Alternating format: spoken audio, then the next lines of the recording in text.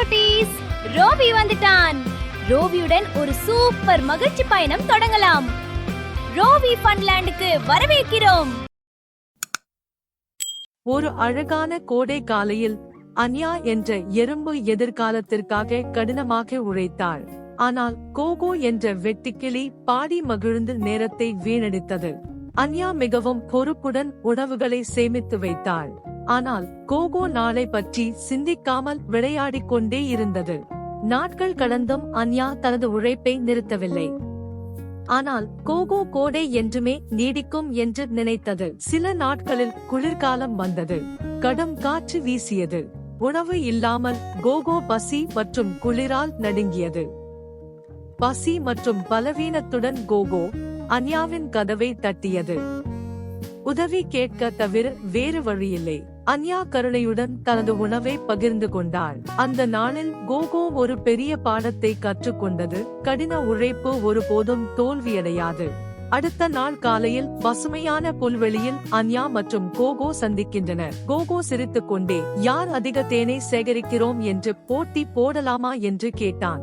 அப்போது மரத்தின் கிளையில் இருந்த புத்திசாலி பச்சோந்தி ராங்கோ, நான் தான் இந்த போட்டிக்கு நீதிபதி என்று கூறினான்.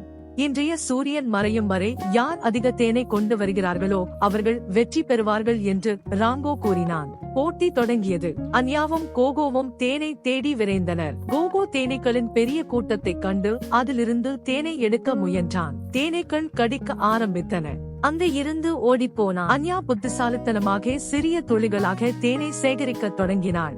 கோகோ தனது தவறை உணர்ந்து அன்யாவுக்கு உதவத் தொடங்கினான். இருவரும் தேன் நிரம்பிய இலைகளுடன் ராங்கோவிடம் திரும்புகிறார்கள்.